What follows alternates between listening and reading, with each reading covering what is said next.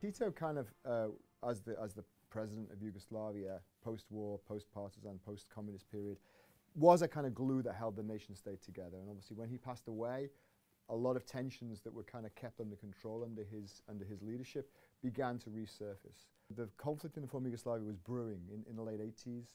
You could see some of the fault lines were beginning to emerge between the Croats and the Serbs at this point in places like Knin along the borders of what was then Croatia. And you know, whenever I went, people would say, yes, you know, tensions are rising, you know, Milosevic is sort of promoting this very sort of pro-Serbian nationalism.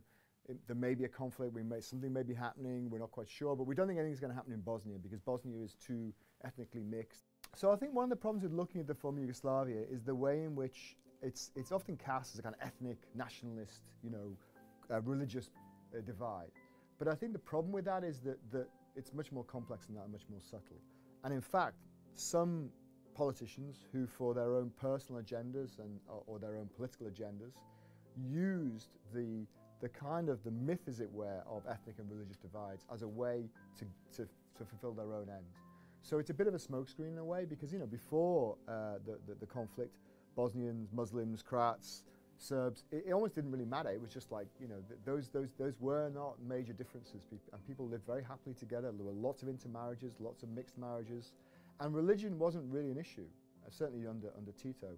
Under the socialist regime, it was a non-issue. There wasn't that kind of sense of division. But unfortunately, when Milosevic came to power in Serbia, I think he recognized that he could use Serbian nationalism and religion as a way of furthering his own political agenda and his own political ideology. And he used that as a way of driving apart Yugoslavia, forcing a kind of wedge, as it were, between the Serbs living in the other Yugoslav states of Croatia and particularly Bosnia, and encouraging them to become part of this kind of greater Serbia ideal. There was no reason why Bosnia had to go the way it did. There was a systematic, planned process led by Serbia and by the Bosnian Serbs to dismember the country, to divide it up, to hack it to pieces basically, and to ethnically cleanse the Bosnian Muslims from those parts of Bosnia which the Serbs considered to be Serbian, effectively.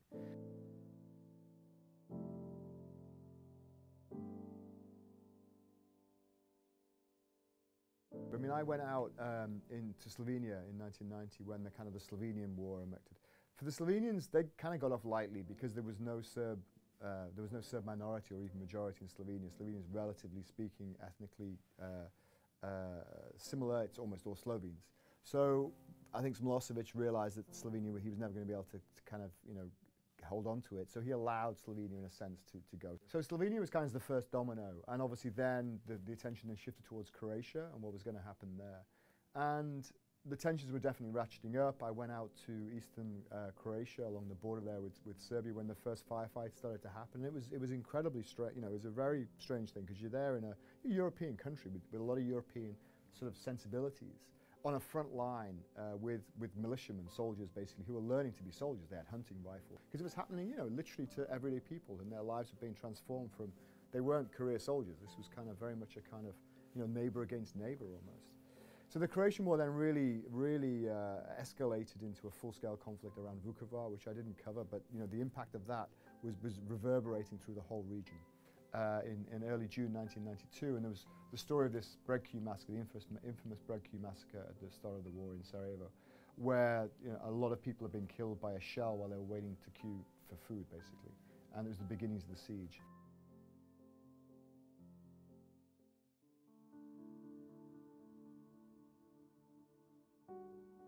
Where it's like almost like an experiment in human psychology, taking a modern Western, effectively, city, and then reduce that to a medieval siege. Take it back to the 14th century with no electricity, no gas, constant shelling, constant attack from the hills around it. I mean, the front lines went up in Sarajevo very, very quickly, almost overnight, and there were families that were separated by that. And there were some extraordinary stories, particularly at the beginning of the war, about how people managed to keep in touch with each other. So, for example, one of the tricks at the beginning was that the taxi drivers still were working. They had radios. There were no telephones. The telephone wires were all cut.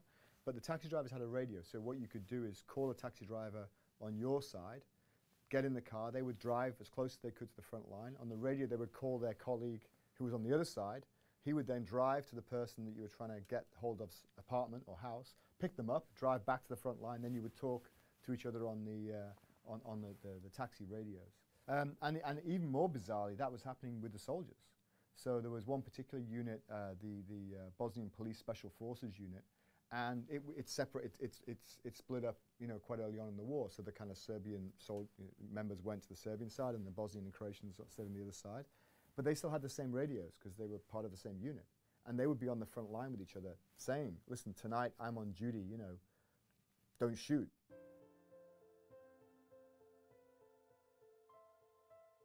I mean, one of the really scary things about Sarajevo was that you never knew whether you were in the sights of a sniper, because they were really clever but also very brutal.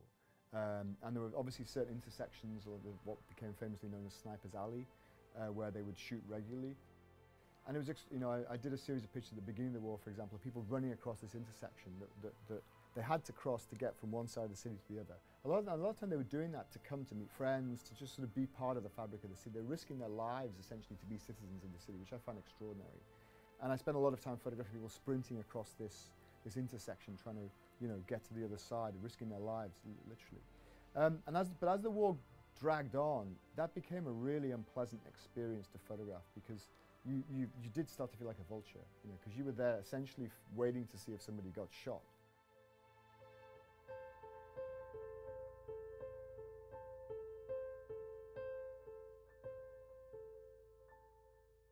So as I said, the thing that I found unique about the siege of Sarajevo was the way that the civilian population responded to that, and found all sorts of extraordinary creative ways to get through it. Because you have to remember, at the beginning, obviously they thought it was going to be over in days, if not weeks, but it ground on for months and then years. So people had to become incredibly inventive in finding strategies to get through the day, to find food, to find water, constructing all these amazing sort of homemade carts to carry wood, to carry food, because the standpipe, you had to go, maybe a kilometre or 2 kilometres to a standpipe to collect water. But obviously as the war dragged on, the front lines became more solid.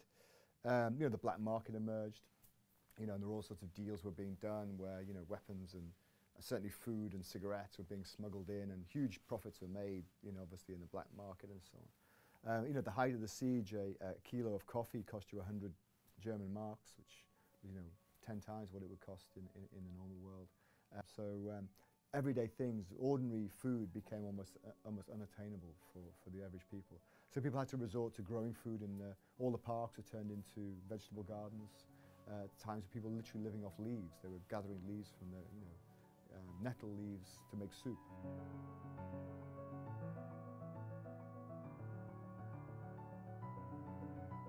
People of Sarajevo, I think, made it almost like a collective decision. They weren't going to just sit in their cellars like rats, cowering from the aggression. They were going to try and live as much as they could like citizens of the city, because it became a defense of the civic values, of the sort of things that we in democratic civilization think are important. Because it's a city of 300,000 people, it's the capital city, full of educated middle-class elites, basically, doctors, nurses, writers, journalists, artists, engineers. Everybody found their own unique creative way to get through the situation. And one of the things I found really fascinating was the way that artists and creative people responded to this. As I said, by defending not just the city with their bodies by going to the front line and fighting, but also with their minds. So putting on cultural events. You would go to a chamber music recital by the city's chamber quartet, and they kept on doing it even through the war.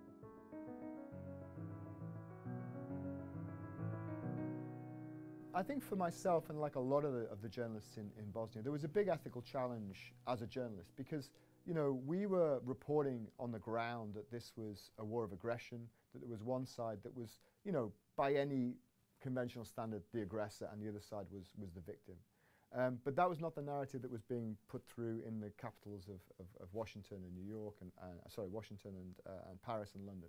The narrative there was this was ancient ethnic hatreds, every side was equally responsible for it, nobody was good, they were all bad, we shouldn't get involved, let's not go there, basically.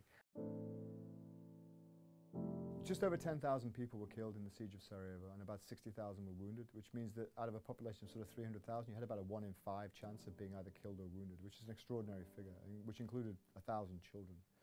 And so the toll was very heavy. And in the entire of Bosnia, the number is something around 100,000 accepted were killed. Most of those were civilians, and most of them were killed in mass murder, basically. Most of them were executed. You know, in Sarajevo, thankfully, Srebrenica never fell, so there were never the mass executions that we saw of Srebrenica. The Srebrenica massacre wasn't, the total numbers killed there were around 8,000, which in terms of the bigger scheme of things of 100,000 dead is relatively small. But it all happened in one discrete moment. And I think it was very hard for the Western governments to pretend that they didn't know it was coming, because, you know, there have been constant reports that if Srebrenica fell, this would happen. And when it fell, it did happen.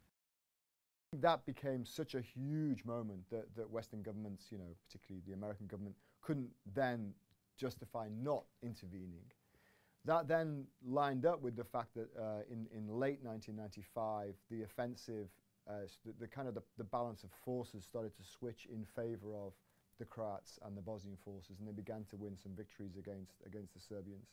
And there was a sense in Western capitals, I think, that if they didn't end the war now, then there was going to be an even bigger kind of crisis, because large parts of what was then Republika Srpska would have fallen into Bosnian hands, and they felt like they had to kind of force the stalemate at that point. So actually, once the Western governments decided that they wanted the war to end, it ended pretty fast. There was a sort of fairly limited intervention in terms of air bombardment, and a much harder line was taken with the Serbian leadership. And because they realized that the tide was being turned militarily against them as well, they accepted a kind of what became the Dayton Agreement. After the war finished, there was something around 30,000–40,000 people unaccounted for, whose bodies were, they didn't know where they were. There were 8,000 from Srebrenica, from the massacre there, but then there were another 20,000 or so in scattered graves all over the countryside, particularly obviously in eastern Bosnia, around Prijedor and Banja Luka, and then obviously in the areas around Srebrenica and the mountains and the hills surrounding that. Obviously, there were some Serbs missing and some Croats, but by comparison, the vast majority of the missing were Bosnian Muslims. When the weather is good, they would go out, locate a series of graves, carry out an exhumation very carefully, dig up the bodies, check them forensically, identify them, use this very complex and very difficult process of identification using DNA sampling, and bury the body at the end. So this kind of process of grief and the release of the grief by the fact you have a body and a grave that you can identify and say, yes, this is where my loved one has been, where the remains have been left to rest.